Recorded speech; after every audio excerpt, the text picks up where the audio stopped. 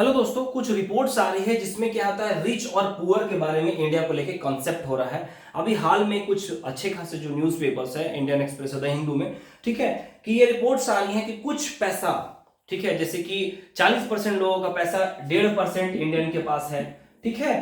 तो अगर आप ये देखें, अगर मान लीजिए 40% भारत का पूरा पैसा 1.5% कुछ अमीरों के पास है, तो ये सुनने में आप दो तरीका से देखिए आकलन कैसे किया जाता है, ठीक है। अब 1.5% जो ये लोग हैं, इनकी सैलरी है मान लीजिए 30 लाख रुपए, ये निकलता है, और एक गरीब की सैलरी है 10,000 रुपए, ठीक है। लेकिन एवरेज निकालेंगे पर कैपिटा इनकम, तो इनका 30 लाख और 10 लाख जोड़ दिया जाएगा, तो निकलेगा क्या कि इंडिया का जो सैलरी है पर कैपिटा इनकम, मतलब प्रत्येक व्यक्ति का कीमत क्या निकल रहा है, अर्निंग जो है उनका पर कैपिटा इनकम क्या निकल रहा है कि 50,000, 60,000 या फिर 1 लाख। लेकिन बेसिकली क्या है, ये उससे भी नीचे है, ठीक है, या और नीचे है।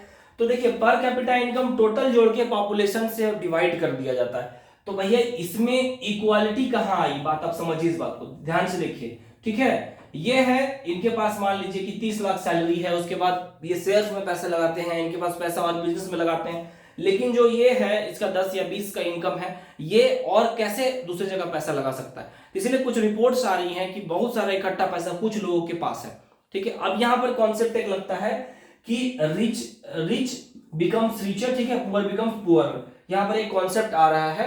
तो इंडिया में क्या है, आजादी के बाद दो तरह की व्यवस्था यहां पर देखने के लिए मिलती है, कैपिटलिस्ट, ठीक है, पूंजीवादी अर्थव्यवस्था, सोशलिस्ट समाजवादी अर्थव्यवस्था। लेकिन क्या भारत में मिश्रित रूप है। कैपिटलिस्ट में क्या है यहां पर कि जियो है, एयरटेल है, बहुत सारे जो प्राइवेट कंपनी है फायदे के लिए काम करती है, ठीक है, फायदे के लिए काम करती है। लेकिन सोशलिस्ट में क्या होता है, ज्यादातर चीजों में सरकार का नियंत्रण होता है, ठीक है। वो ऐसा क्यों जरूरी है, क्योंकि भारत से दिल्ली मुंबई के रिच लोग, बड़े बड़े होटल्स, इससे भारत नहीं बनता है, ठीक है। तो अगर सिर्फ 1.5% लोग ही अगर भारत चलाते हैं, तो इनसे ही वोट लेके, इनसे ही टैक्स लेके आप देश चला लो।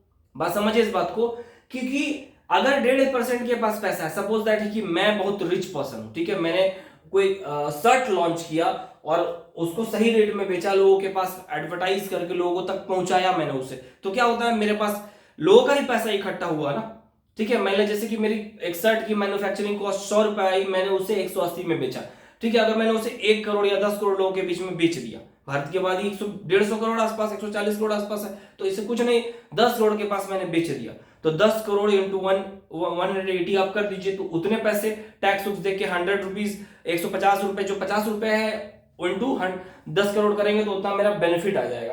तो क्या हो रहा है कि ये मैं तो राइज कर रहा हूं, उसके बाद मेरे पास और पैसे आ गए, मान लीजिए उसको मैं और कहीं इन्वेस्ट करूंगा, कोई फैक्ट्री लगा दूंगा, तो ये बढ़ता जा रहा है। लेकिन जो नीचे का पर्सन है वो कैसे डेवलप करेगा, ये तो अपना जीने खाने का इस्तेमाल ही कर रहा है, उसकी सोच बहुत हायर नहीं है।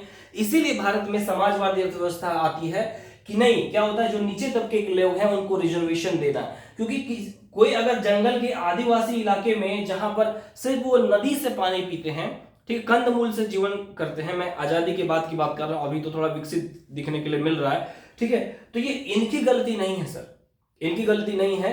हो सकता है कि जो आज रिच है, डेथ के बाद कोई जरूरी नहीं है कि इसी जंगल में वो पैदा नहीं हो सकता है, ठीक है, कि डेथ के बाद क्या होता है ये इंसान के बस के बाहर की चीजें हैं।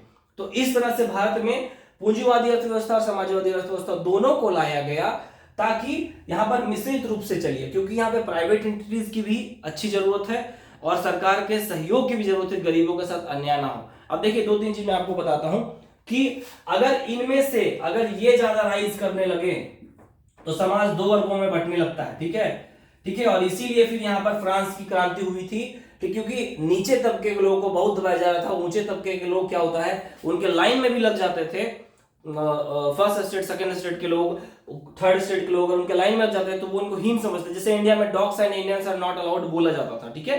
तो यहाँ पर सपोज दैट है कि और रिच बनते जा रहे हैं, रिच बनते, तो इनका पैसा कहां से आ रहा है, ये पल्सेस खरीद रहे हैं, ये राइस खरीद रहे हैं पुअर पर्सन, अब समझिए इस बात को, ठीक है, ये क्लॉथ्स खरीद रहे हैं, ये स्कूल में एडमिशन ले रहे हैं, ये टैक्सेस दे रहे हैं, ये पेट्रोल खरीद रहे हैं, ये कार खरीद रहे हैं। अगर ये खरीदना बंद कर दे तो क्या ये रिच पर्सन रिच रह पाएगा, नहीं रह पाएगा। इसके पास पैसा हमारे द्वारा दिया गई है, इसीलिए इंडिया में मिक्स्ड इकोनॉमी अभी फिलहाल आने वाले 20-30 साल के लिए जरूरी। अगर यहाँ पर रिचनेस बढ़ने लगी तो बता दे रहे हैं, यहाँ पे डिस्क्रिमिनेशन होने लगेगा, दिखेगा तो पर कैपिटा इनकम बहुत ज्यादा है, लेकिन धरातल में कुछ और रहेगा, समझ रहे हैं ना। धरातल में कब होता है, जैसे कि कहा जाता है कि एक अच्छी इकोनॉमी कब मानी जाती है, कि सरकार के पास पैसा रहे या आम आदमी के पास पैसा रहे। मेरे अनुसार है दोनों के पास पैसा होना चाहिए। ठीक है, सरकार के पास जैसे कि फॉरेक्स एक्सचेंज में सरकार के पास अथाह पैसा है, टैक्सेस हेवी टैक्सेस सरकार की जेबें भरी हुई है, एक ऑर्डर दिए कम से कम लाखों मिसाइल आके किसी को भी मार देंगे। अरे भैया, तो आपको चुना क्यों गया है? सिर्फ मतलब अच्छी तरह से इंफ्रास्ट्रक्चर डेवलप करने के लिए। अगर जीवन खुशहाली नहीं है नीचे तबके के लोगों का, तो क्या वो अच्छी सरकार है?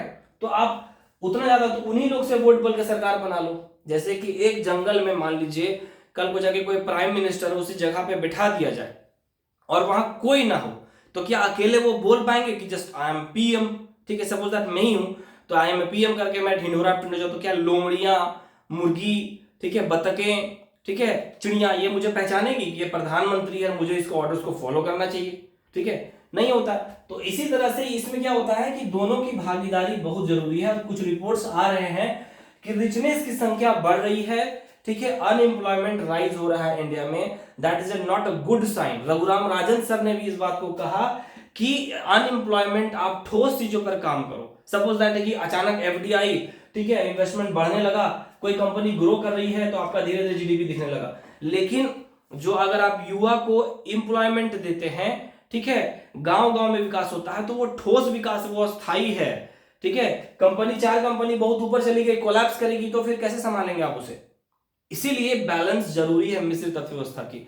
और अगर ये डिस्क्रिमिनेशन होगा, रिचनेस अगर राइज होगा, ये रिच लोग और रिच होते चले जाएंगे, तो ये इन पर बहुत बड़ा इफेक्ट पड़ेगा। ठीक है, जैसे कि हम लोग इंफ्रास्ट्रक्चर के नाम के बहुत वर्ल्ड क्लास ट्रेन्स बना रहे हैं, लेकिन अगर सबके पहुंच से चीजें बाहर हो जाए तो, ठीक है, अगर आम आदमी जैसे कि कोई प्लेटफॉर्म को बहुत सुंदर बनाया जा रहा है, बात समझिए इस बात को, बहुत स्टैंडर्ड बनाया जा रहा है, विदेश लोग आ रहे हैं, बहुत अच्छा कह रहे हैं, तो क्या उनके देखने से ही देश चल जाता है क्या?